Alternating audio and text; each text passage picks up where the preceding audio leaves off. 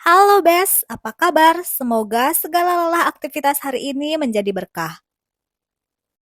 Film ini mengisahkan tentang teror sesosok boneka yang sudah memakan banyak korban. Siapapun yang menemukan dan melihat boneka itu, saat itulah mimpi buruk mereka menjadi kenyataan. Kuy, langsung aja simak alur ceritanya. Stay watching, not sleep.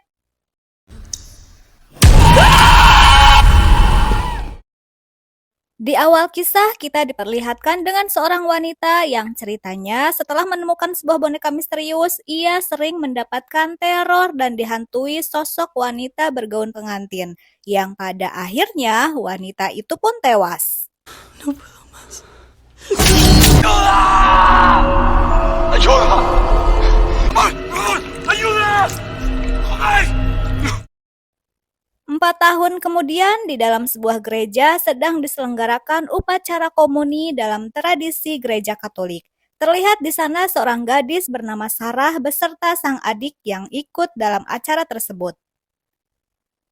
Tiba-tiba Sarah dihampiri oleh seorang wanita parubaya menanyakan putrinya yang bernama Marisol Beltran. Menurut wanita itu, putrinya ikut dalam kegiatan tersebut. Tak berselang lama datang seorang pria yang kemudian membawa pergi wanita tersebut yang nampak kebingungan. Scene berpindah. Suatu malam, Sarah meminta izin pada ayahnya untuk pergi keluar rumah bersama temannya. A casa. No, a la una no. Mamá, que no me va a dar tiempo a nada. Malam itu, Sarah pergi bersama Rebe dan Tano, teman prianya, ke sebuah klub malam. Di sana, Rebe memberikan sepotek pil yang menurut mereka bisa mengatasi kegabutan. Ceritanya malam itu mereka benar-benar menikmati kegabutan mereka.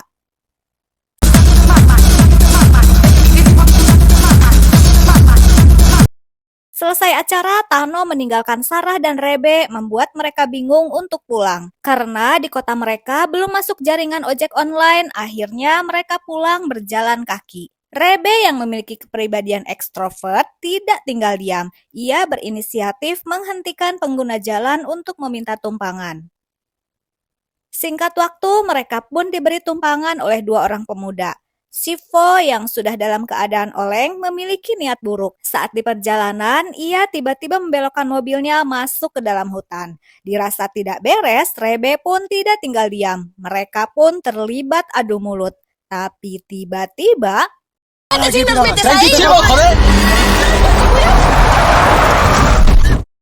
Terlihat seorang wanita bergaun pengantin melintas di hadapan mereka. Namun penampakan itu hanya terlihat oleh Sarah saja, sedangkan yang lainnya tidak melihatnya. Sarah yang penasaran segera keluar mobil dan melihat keadaan di sekitar. Di dalam semak-semak, Sarah menemukan sebuah boneka bergaun pengantin yang sudah terlihat usang.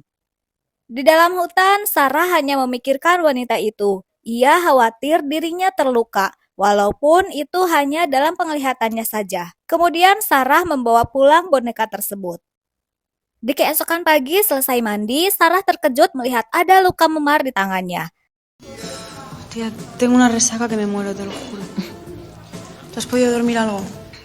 Pagi itu, Sarah menemui Rebe di sebuah kedai. Mereka berdua membicarakan kejadian tadi malam. Rebe mulai menceritakan kisah tentang seorang wanita sesuai dengan yang semalam Sarah ceritakan. Beberapa tahun lalu ada yang mengatakan bahwa sosok itu adalah pengantin wanita. Ada juga yang mengatakan dia gadis yang berpakaian dengan komuninya. Jika melihatnya, kamu akan terkena kutukan. Namun itu hanyalah cerita untuk menakut-nakuti anak-anak. Si te cruzas con ella, estás maldito. ¿Cómo que maldito? Pues yo qué sé, tía, es una historia para asustar a los críos y ya está. Lalu Sarah pergi ke rumah seorang pastor untuk menanyakan asal-usul boneka tersebut. Setiba di sana, pastor itu hanya terdiam mendengar pertanyaan Sarah seolah menutupi kejadian kelam di masa lalu mengenai pemilik boneka tersebut. No, pero es una muñeca de comunión. Es una muñeca vieja. Una de nuestras niñas. Setiba di rumah saat mandi, Sarah melihat luka memarnya semakin membesar. Ia pun mulai merasakan hal-hal aneh di luar nalar. Ia mendengar suara-suara aneh di dalam lemari. Lalu yang terjadi...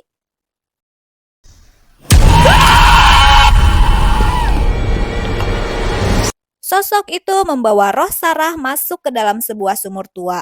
Beruntung kedua orang tuanya yang mendengar teriakan dari dalam kamar Sarah berhasil menyadarkannya. Karena kejadian itu, Sarah pun dihukum oleh ayahnya. Menurut sang ayah, malam itu Sarah mengkonsumsi obat-obatan terlarang. Namun, Sarah tidak mengakui perbuatan itu. Joder, papá. ¿Quieres que sean 2 meses? Scene berpindah. Saat mengantarkan Judith ke sekolah, Sarah bertemu Rebe. Kemudian Sarah bertanya pada Rebe efek dari pil yang sudah ia konsumsi pada saat malam itu. Ia khawatir luka memar di tubuhnya merupakan efek samping dari obat-obatan tersebut. Ternyata Rebe pun diam-diam memiliki luka memar yang sama di pundaknya. Kemudian mereka mendatangi Sivo untuk menanyakan efek samping dari pil yang ia jual pada Rebe. Sivo menjelaskan mungkin itu hanya sebuah kebetulan atau kemungkinan itu suatu reaksi alergi. Karena sebelum ia menjualnya, ia mencoba barang tersebut terlebih dahulu. Tidak ada efek seperti yang dirasakan Sarah dan Rebe. Karena tidak mendapat jawaban sesuai yang mereka harapkan, akhirnya mereka berdua kembali pulang. Esto es como el sexo de los colegas, no se pueden mezclar. Y si no entendéis algo tan básico, no volváis a pillar. Venga, vámonos, tío. Suatu malam di toilet bar, Rebe mendapatkan teror dari sosok wanita bergaun pengantin. Rebe yang ketakutan segera berlari keluar bar. Lalu ia menghubungi Sarah melalui telepon umum. Rebe menceritakan pada Sarah kejadian yang baru ia alami. Rebe merasakan ada sosok makhluk yang berniat menyakitinya. Lalu yang terjadi...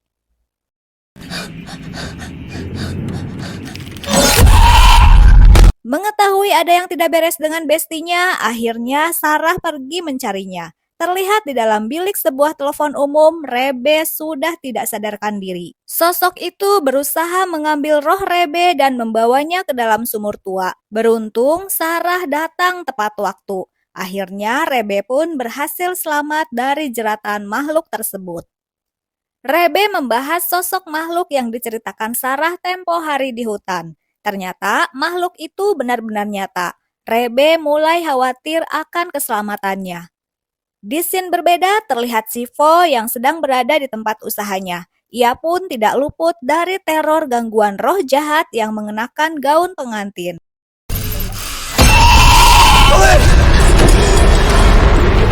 Sivo yang ketakutan segera pergi keluar lalu mengemudikan mobilnya. Di sepanjang perjalanan, Sivo terus diganggu roh jahat tersebut yang pada akhirnya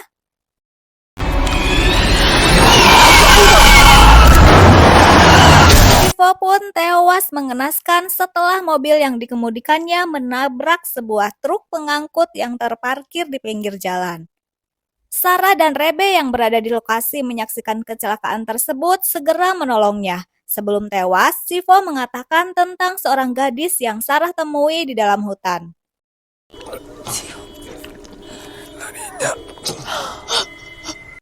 Tak berselang lama, Pedro datang ke lokasi kejadian. Ia tidak mempercayai kenyataan Sivo temannya telah meninggal, karena 1 jam yang lalu ia masih bersamanya.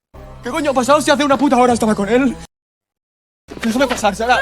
¿Qué coño ha pasado? Setelah beberapa kejadian yang mereka alami dan tewasnya Sivo, mereka berpikir bahwa sesuatu mulai mengancam diri mereka.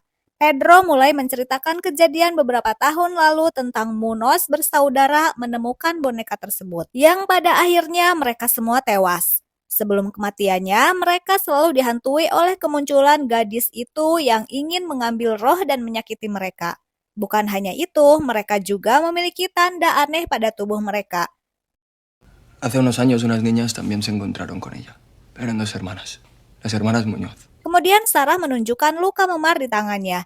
Ia menganggap sosok itu ada di sekitar mereka. Rebe menambahkan bahwa Munoz bersaudara diduga tewas bunuh diri.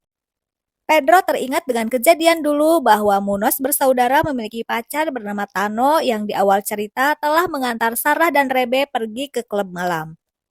Akhirnya mereka bertiga memutuskan di keesokan hari akan mengunjungi Tano di rumahnya untuk mencari informasi tentang kematian Munoz. Mañana iré a verle. Vamos contigo. Entonces, ¿qué hacemos? Una de las hermanas salía con alguien del... Awalnya Tano menolak semua pertanyaan mereka. Namun setelah Sarah menunjukkan boneka itu,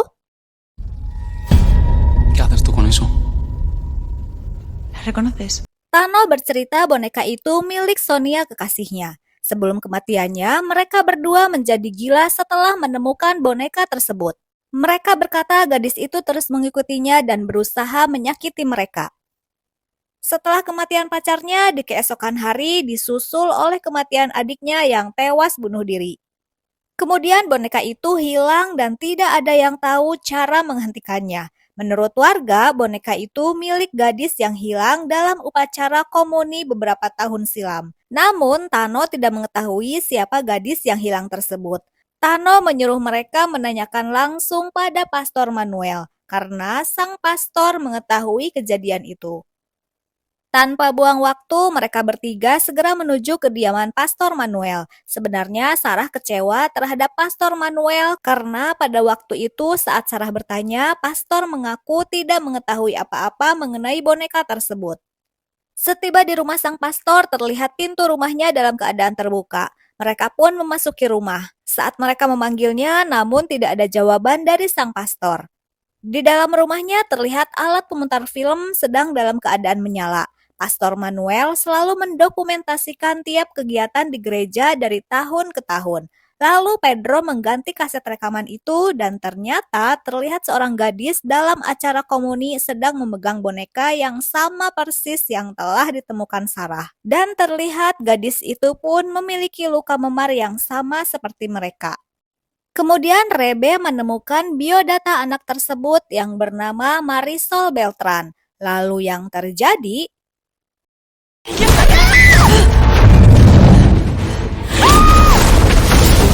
Rebe dan Sarah terlihat seperti ada yang menariknya. Di ruangan itu, Sarah menemukan Pastor Manuel sudah tidak bernyawa. Mereka bertiga mulai diserang oleh sosok makhluk bergaun pengantin. Pedro pun mulai tidak sadarkan diri. Lalu rohnya dibawa ke sebuah lorong kecil menuju sumur tua.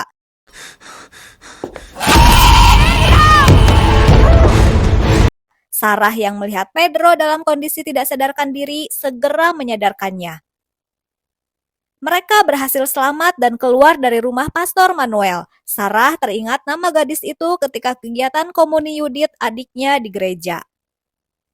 Pedro juga mengetahui kalau kedua orang tua Marisol tiap tahun selalu pergi mencari putrinya ke semua komuni. Masyarakat sekitar beranggapan ayahnya lah yang telah membunuh gadis itu. ¿Rebe? ¿Puedes saber qué coño haces que no estás en clase?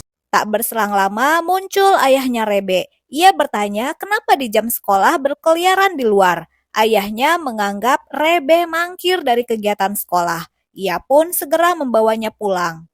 ¡Rebe, joder!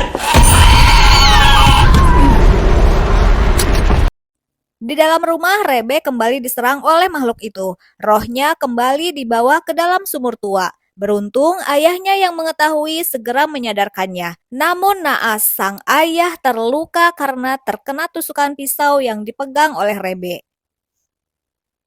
Di scene berbeda, Pedro dan Sarah mencoba mendatangi rumah orang tua gadis itu. Di rumah itu, ia bertemu dengan ibunya.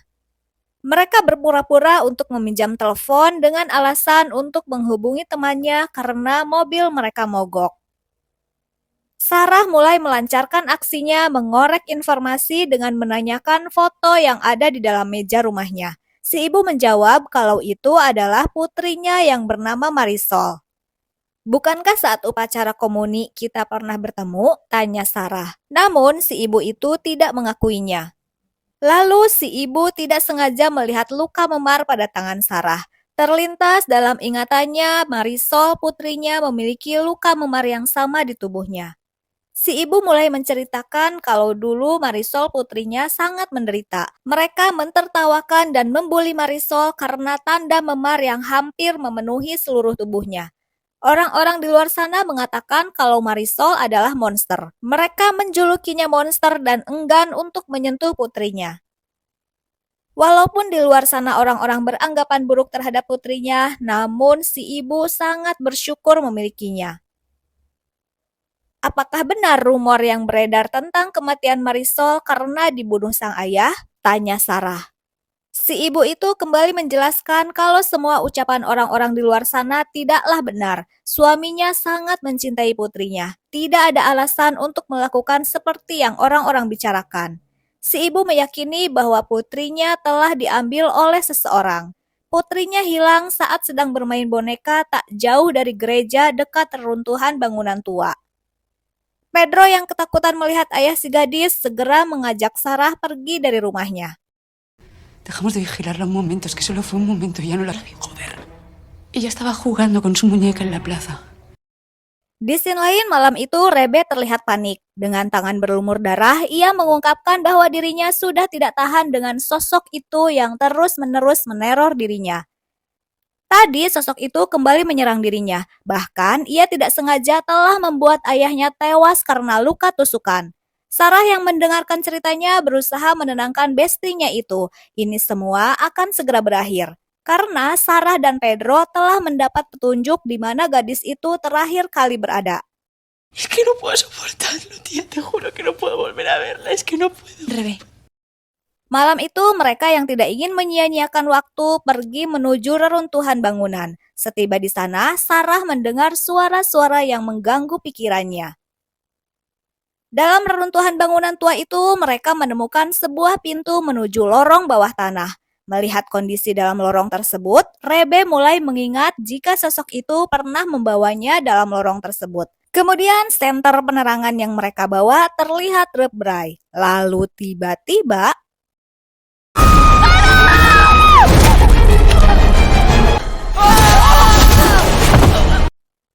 tubuh Rebe dan Sarah pun seketika ditarik oleh makhluk itu hingga membuat Sarah masuk ke dalam sebuah sumur tua. Ia teringat roh jahat itu berkali-kali membawanya ke dalam sumur tua tersebut. Dan ternyata di dalam sumur itu nampak seseorang yang mengenakan gaun pengantin. Kemudian sosok itu menghampiri Sarah. Tanpa Sarah sadari, ternyata air sumur itu tiba-tiba naik. Ketika Sarah tenggelam, ia diperlihatkan dengan kejadian masa lalu yang menimpa gadis tersebut. Terlihat gadis itu ada yang membawa dan menariknya masuk ke dalam sumur yang mengakibatkan gadis itu tewas di dalam sumur. Di akhir cerita, Sarah dan kedua temannya berhasil mengungkap tentang kematian seorang gadis, yang menurut dugaan penduduk sekitar sebab kematiannya karena dibunuh sang ayah. Namun semua itu tidaklah benar. Kematian gadis itu karena sesosok makhluk yang membawanya ke dalam sumur tua. Di scene terakhir kita diperlihatkan asal-muasal boneka tersebut. Ternyata boneka tersebut ditemukan oleh anjing peliharaan milik keluarga Marisol di dalam hutan. Yang kemudian anjing itu menyerahkan bonekanya pada Marisol. Dan film pun selesai. Thanks for watching, Bes. Bye. hasta luego.